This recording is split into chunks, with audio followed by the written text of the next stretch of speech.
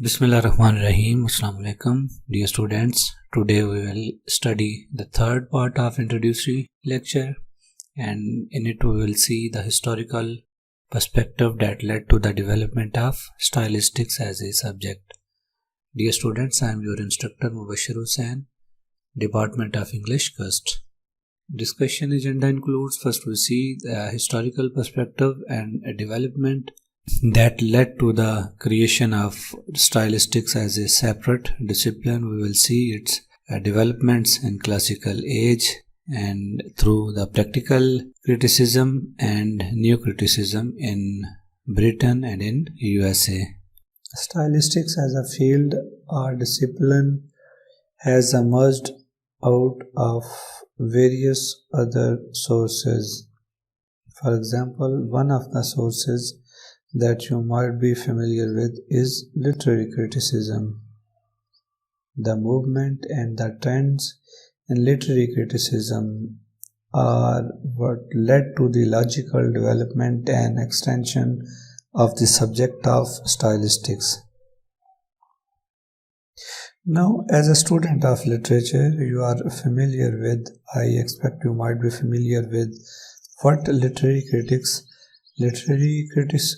analyze a literary work on the basis of its style in order to judge its value, its merits, and how has a writer contributed to the literary tradition, and what does he invent or reinvent in form of work that he has produced. So, keeping in view the purpose of literary criticism, one thing that we notice is that the literary critics mostly observe texts with reference to the author. So the approach they employ for the study of a text is author-centered. They see a particular writings as an expression of a particular man's thought, that is the writing, and the writer's association with the particular region, political thoughts, philosophical thoughts, a religious bent of mind, how they are reflected in writing. So, literary critics do not look at text independently or from the reader's perspective.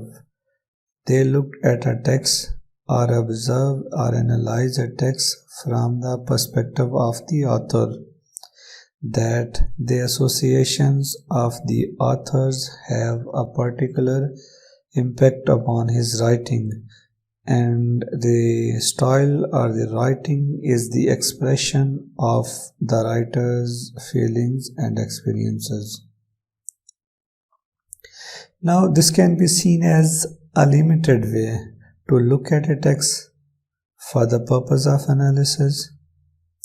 That is why stylistics is introduced, because stylistics tries to eliminate the bias or the bent of a critic towards the personality of the writers, so that a text can be looked at independently, or a text could be analyzed in a way that exposes to the readers or the analysts the peculiarities or the features, elements used in our text.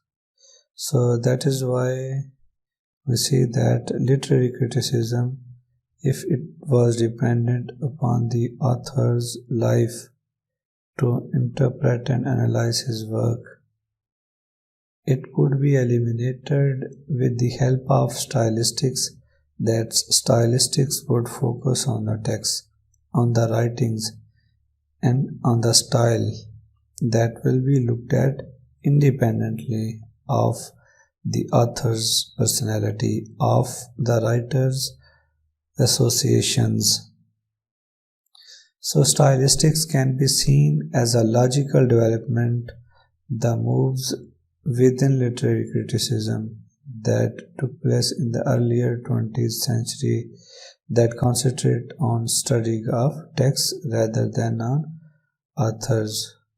Now that we know what stylistics is and what is there in stylistics that links it to literature as well as linguistics, and more specifically what links it with literary criticism and linguistics, we can move forward to the understanding of the history and the development of the subject of stylistics.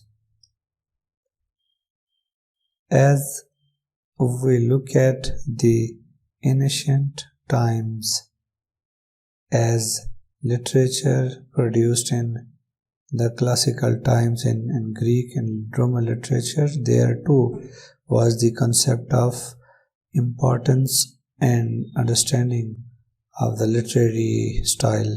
These areas which were the focus for the analysts, for the critics, they were rhetoric, poetics, and dialectics.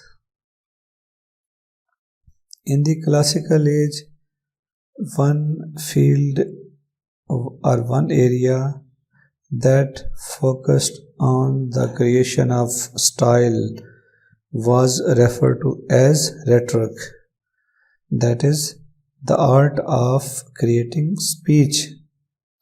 Rhetoric is how powerfully, how effectively you can persuade people, you can make them understand your point of view, how effective your communication either in writing or in speech would be to impress others, to convince others. So that is what is referred to the rhetoric. So in the classical age or in the ancient Greek, the subject or the discipline of rhetoric was concerned with the study of style, and it was taught in the ancient Greece to train the speakers to create effective speeches. Here we notice that development of stylistics was its strength, its existence as well to the field of rhetoric, to the art of rhetoric found in ancient Greece. Now, rhetoric is specifically concerned with the creation of effective speeches for the sake of argument, for the sake of convincing people, and for the sake of effectively impressing others in communication. Now, isn't it the same that the writers are going to the work? Don't you notice that when you read the plays, poems, or short stories, you begin to feel the same way the writer or the character or the persona is feeling? That persuasion that was taught in ancient Greece for the sake of creating effective speeches has been utilized in the present time also to create effective literary pieces which we read in the form of plays, stories, and novels. So, stylistics existed in these domains. The second one is poetics. Poetics was concerned specifically with the creation of literary works. The famous work Aristotle's named Poetics or titled as Poetics is a pioneer work that demonstrates how the writing of a big drama, epic drama, and lyric poetry are formed. So poetics is what presents to us the principles that govern the creation of the writing of these three different forms of literary writings. As a student of literature, you are aware that how the expressions of these three genres or these three kinds of writings differ from each other. Epic, written in a particular code or a way, it is to be a poem of great length as well as a serious elevated theme in language. Then drama, it could be either a comedy or a tragedy. Rules govern the writing of a drama involve the creation of dialogues, characters, and lyrics are composed in a particular way where they give an impression of rhyme or a song to the reader. Rhyme or song to a reader. Observing these features, these three genres, we see that in ancient Greece, the subject or the field that was used for teaching the writing of epic drama, lyrics, or other literary expression was to refer to as poetics. The art of creating literary works. The principles that govern the creation of poetry are literary works. So, the third discipline that existed in ancient Greece, from where stylistic also takes inspiration, is referred to as dialectics. Dialectics is the study of creating and guiding dialogue or talk or a discussion, and see that the art of composition, the art of discussion and talk is different from the poetic art or the creation of poetry, and also it is different from the techniques that govern the formation of speeches. So these three areas are three disciplines which are rhetoric, the art of creating speech, poetics, the creation of poetry or territorial work, or dialectics that involve principles that are important for the creation of discussion and dialogue. And the examples include that we find in Socrates. It is referred to as dialogical method. His methods of teaching, his method of discussion, which has been utilized for the sake of governing how a solid and forceful use of language can be done in a discussion. So rhetoric, poetics, and dialectics, they existed in ancient Greece, and stylistics owes its existence to these three fields. We can say that now that we know stylistics to be a modern development, but the subject of stylistics could be the development of 20th century. But the study of style was found even in ancient Greece, though stylistics is a subject or field that emerged in the 20th century and has been taking the help of linguistics and literary criticism for its analysis. But in the ancient times too, the critics and the writers were aware of the significance of style. That is why they had distinguished the style of writing on the basis of its uses, on the basis of its functions. For example, rhetoric or principles of speech are required where you have to convince people or you have to present an argument. Similarly, poetics explains those principles and laws which govern the creation of literary works. Similarly, dialectic as a field was created separately, where the art of creating dialogues, talks, or discussions was used. So, all these things are stylistics. Now that we look at stylistics as a modern development, all the development of the 20th century, for the sake of understanding of literary styles, we see that stylistic has taken a lot from the three disciplines prevalent in the classical age in the form of rhetoric, poetics, and dialectics. So, the further development of stylistic was based on the three above mentioned sources or genres. Poetics led to development of literary criticism, and rhetoric and dialectics developed into stylistics.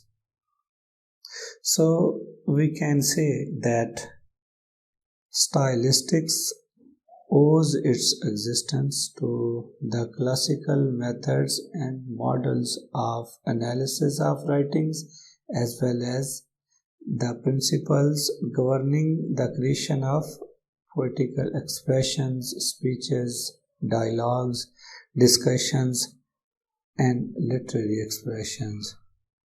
So, when the people in ancient Greece were aware that the three different modes of writing or expression need to be addressed differently, and there are certain principles which govern the creation of speeches.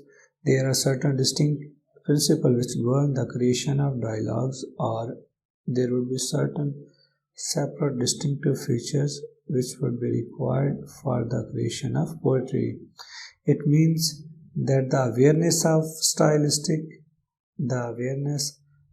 style for the sake of expression, either expression in speech or expression in writing, or more specifically literary writings, has been valued even in past.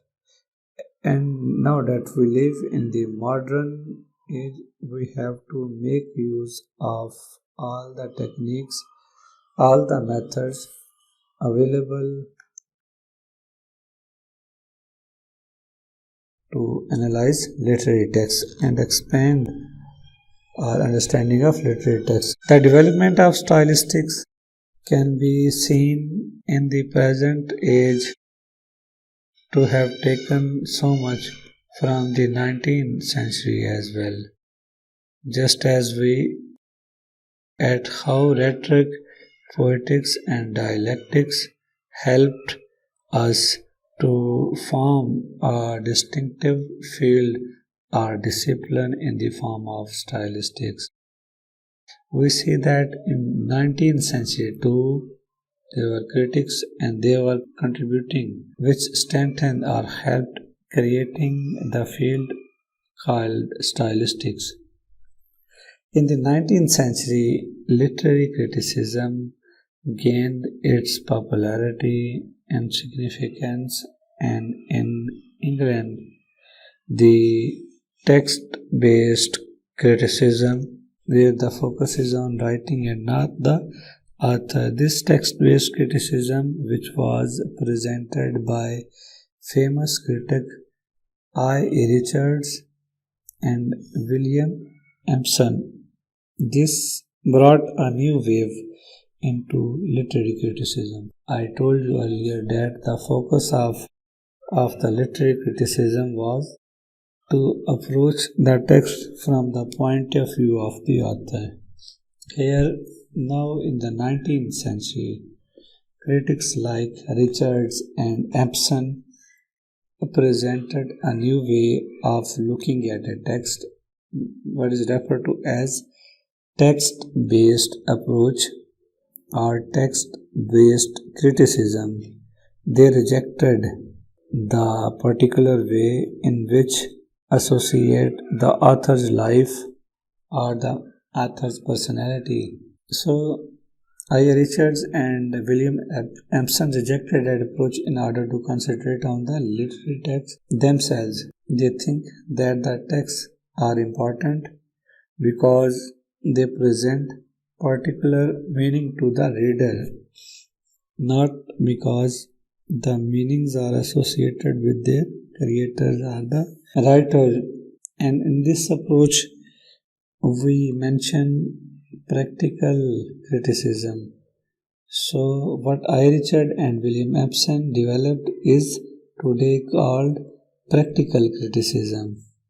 It is practical criticism because it applies on the literary texts the methods and techniques which are not taking help from the life of the author. We are not looking at a text from the lens that what did the author intend to present to us in the text. We observe the text as a field, as independent entity, independent of its author's life, personal life. That's why the application and literary theory as well as literary criticism dependent upon the critic. This approach is referred to as practical criticism. So Empson and Richards, they introduced in the 19th century a new method or approach of the analysis of literary texts. That analysis brings to light the significance of a text. Now, how does it relate to stylistics? What does it had to contribute to the field of stylistics? That is the very focus on text. Because as we know, the stylistics is a discipline or a field that focuses on the text, on the work, on the style of a writer. So keeping in view this information or this felt that I. Richard and Empson criticism in the 19th century brought to light the significance of style, the significance of text. It strengthens stylistics. It strengthens the study of stylistics. So, keeping in view the fact that stylistics is a 20th century development, we look at stylistics as a method of analysis in 20th century, which is not something that has emerged suddenly. So, a survey of the development of the stylistics shows to us that firstly, we observe how the criticism and literary artistic creations in the ancient Greece, with the development in the rhetoric, poetics and dialectics, helped in the creation of stylistics, and also later 19th century development, the scholarship of literary criticism, how it added something to literature. And what it added to stylistics? It added to stylistics the significance of text, the significance of observing text independently, not taking into account what the author's intentions have. So, in the study of the development of stylistic, we recognize the importance of the classical critics or classical writers' contribution in the field of rhetoric, in the field of poetics, or in the field of dialectics. Also, 19th century practical criticism presented by I. Richards and William Empson. So this century, 19th century, brought to light the importance of the text. The practical criticism is also matched by a similar movement that was going on in USA. So what in England is known as practical criticism through the works of Richards and Emerson is known in USA as new criticism because the basic elements or the underlying elements of the approach are same. It is matched by similar critical movement in the USA associated with Brooks, who introduced new criticism. And new criticism was based on the description of literary work as independent aesthetic object.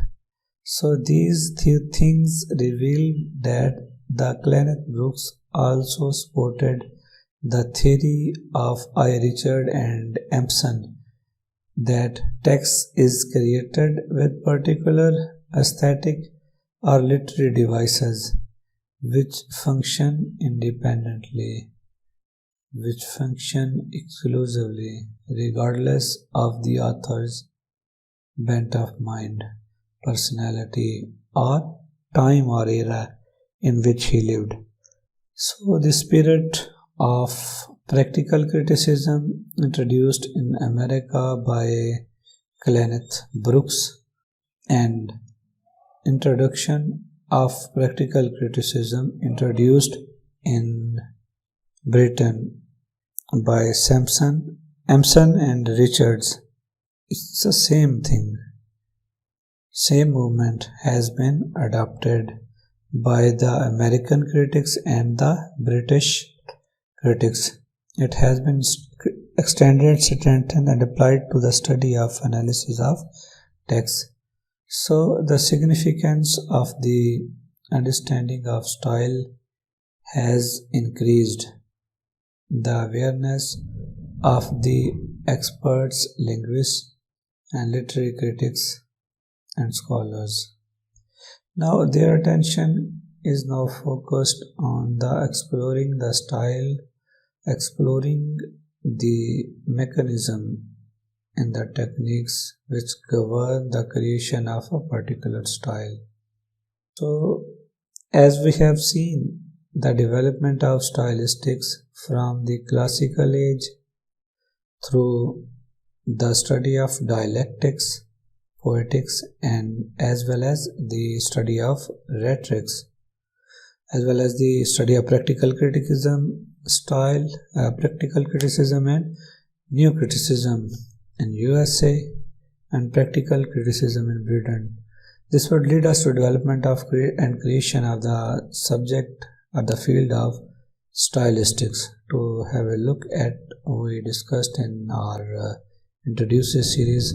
Firstly, we defined what is style, and as a layman we can judge how a particular person's speech or writing differs from another. This is what tells us the importance of style, that there are differences in styles of writing too. Then we looked at how linguistics and literature both contributed to the creation of stylistics, which is a method of analysis of text. We will study this as a method of analysis of literary text, but you can expand your understanding of writing style to the study of other disciplines too, to the study of other discourses, to other type of text too. So stylistics is a practical subject that is introduced you with the method, techniques and functions of a text, how a particular text is constructed and what impact does the text have on the reader and what meanings and messages are conveyed through a particular style of a writer. So that's all for today's lecture. I try to summarize and explain the main points as well, and for the understanding of the course which shall be new course to you, I will repeat the same for you when you need.